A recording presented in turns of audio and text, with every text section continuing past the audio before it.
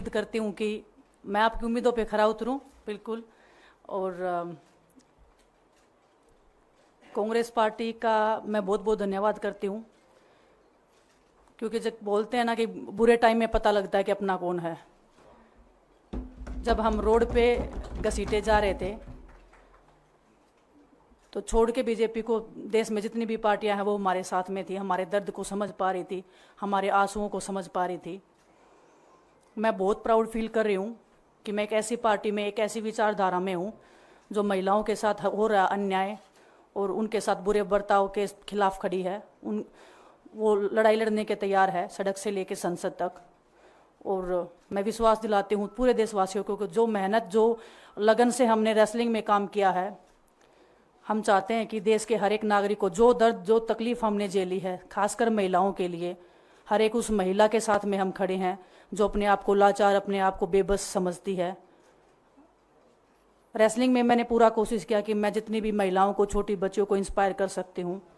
मैं चाहती तो मैं जंतर मंतर पे रेसलिंग छोड़ सकती थी, और सभी लोग भी मान रहे थे, पूरा देश इस चीज़ पर विश्वास कर रहा था, क्योंकि बीजेपी आईटी सेल ने उस चीज़ को साबित करने की कोशिश की थी कि हम चले हुए कारतूस हैं, हम ख़त्म हो गए हैं, हम पॉलिटिक्स कर रहे हैं।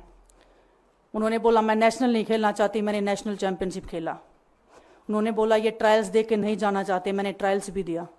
उन्होंने बोला कि ओलंपिक्स लेवल तक नहीं जाना चाहते, मैं ओलंपिक्स में गई, मैं फाइनल्स में गई। अनफॉर्चुनेटली परमात्मा को कोई और चीज़ मंजूर होगी। एक चीज़ मुझे पता है कि जब मेहनत आप करते हो तो ज़रूरी नहीं कि आपको उसी दिशा में मिले, कई बार दूसरी चीज़ों में भी आपको वो फल मिल जाता है।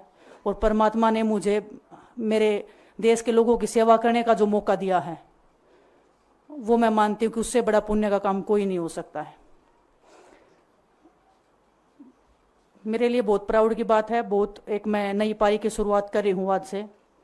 मैं चाहती हूँ कि जो हमने फेस किया एज ए खिलाड़ी होने के नाते, उन सब खिलाड़ियों को वो चीज़ ना फेस करनी पड़े। हम उनकी लड़ाई में साथ हैं। शायद उनको आज हिम्मत मिले कि जो पार्टियां पावर में रहती हैं शायद वो साथ में नहीं खड़ी हों, लेकिन उनके बहन भाई हैं जो उनके साथ में खड़े हैं। और हमें पता है स्पोर्ट्स में कितना गलत होता आया है, नहीं बोल पाते हैं खिलाड़ी। आप हमसे देख लो, बजरंग के ऊपर डोप का बैन लगा दिया 4 साल का, सिर्फ किसी लिए कि सिर्फ उन्होंने आवाज़ उठाई थी हमारे साथ बैठ के। तो उसका भुगतान हम कर रहे हैं, आज तक कर रहे हैं, लेकिन हम डरेंगे नहीं, पीछे नहीं हटेंगे। जो लड़ाई थी वो जारी है, ख़त्म नहीं हुई है। कोर्ट में हमारा केस चल रहा है, वो लड़ाई भी हम जीतेंगे, ज़िंदगी की जंग भी हम जीतेंगे। खेल में जैसे हमने कभी हार नहीं मानी है, तो हम इस नए प्लेटफॉर्म पे जो आ रहे हैं, देश की सेवा का भाव, और सिर्फ बोलने तक सीमित नहीं रहेगा ये। हम दिल से हमने खेल किया है और दिल से हम ये काम करेंगे, जी जान से मेहनत करेंगे, अपने लोगों के बीच में रहेंगे। जो भी हम अपने लोगों का भला कर सकते हैं, चाहे कितना ही % हमारे हाथ में होगा, वो हम करने की कोशिश करेंगे।